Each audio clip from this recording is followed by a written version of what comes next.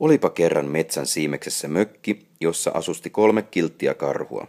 Isäkarhu, äitikarhu ja pikkukarhu. Ne olisivat kovasti halunneet saada vieraita. Tulisipa joku joskus käymään. Isäkarhu huokaisi suurella äänellään. Muut eläimet taitavat pelätä meitä. Äitikarhu sanoi aika suurella äänellään. Minä en ainakaan ole pelottava.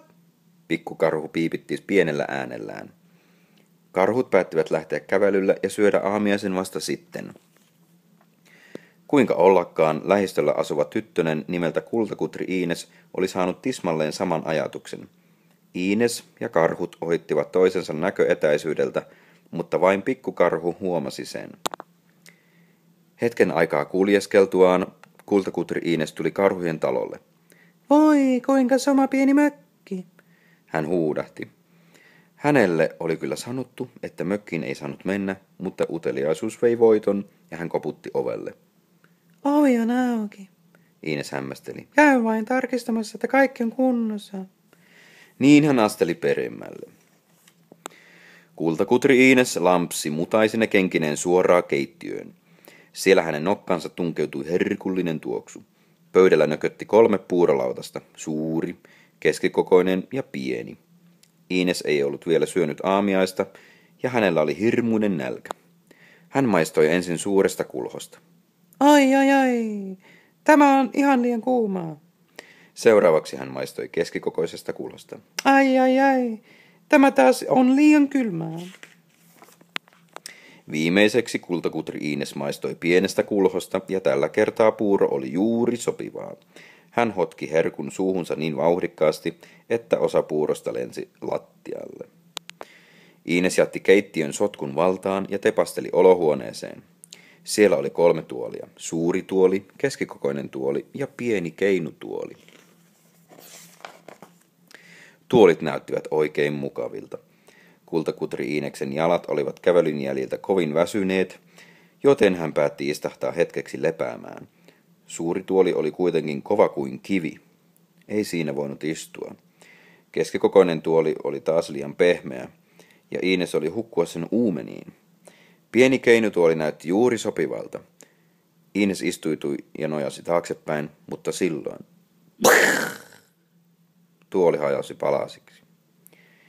Ei se sittenkään tainnut olla sopiva. Hän tuumi ja kömpi pystyyn. Seuraavaksi Kultakutri Iines meni tutkimaan makuuhuonetta. Siellä oli 3 sänkyä, suuri, keskikokoinen ja pieni. Iines tunsi olonsa väsyneeksi ja päätti ottaa nokoset. Hän kokeili ensin isoa sänkyä, mutta se oli liian kova. Paikat puutuvat. Iines valitti. Keskikokoinen sänky oli liian pehmoinen, mutta pieni näytti lupaavalta. Tämä on juuri sopiva. Iines ihasteli. Ei liian kova, eikä liian pehmeä, ja täällä on Teddy Karhukin. Hän kömpi sänkyyn ja nukahti saman tien. Kultakutri Iines ei ehtinyt nukkua kuin vain hetken, kun karhuperhe palasi kävelyltä. Karhut huomasivat heti mutaiset kengänjäljet, jotka johtivat keittiöön. Täällä on kutsumaton vieras. Isäkarhu mörähti. Karhut lähtivät seuraamaan jälkiä. Keittiössä oli kamala sotku.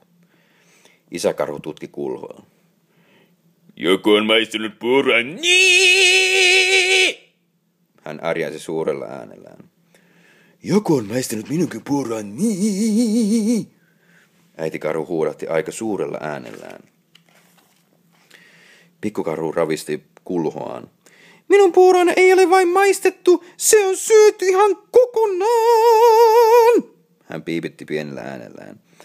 Ällistyneet karhut menivät olohuoneeseen. Sielläkin vallitsi hävistyksen kauhistus. Joku on istunut tuossa. Niin! Isäkarhu mylväisi suurella äänellään. Se sama joku on istunut myös minun tuolissani. Äitikarhu valitti suurella äänellään. Minunkin tuolissani on istuttu ja tuoli on mennyt ihan rikki! Pikkukarhu sanoi pienellä äänellään, siis sitä alkoi itkettää. Karhut seurasivat mutaisia kengänjälkiä makuuhuoneeseen. Vuodenvaatteet olivat hujan hajan. Joku on nukkunut sängyssä. Niin!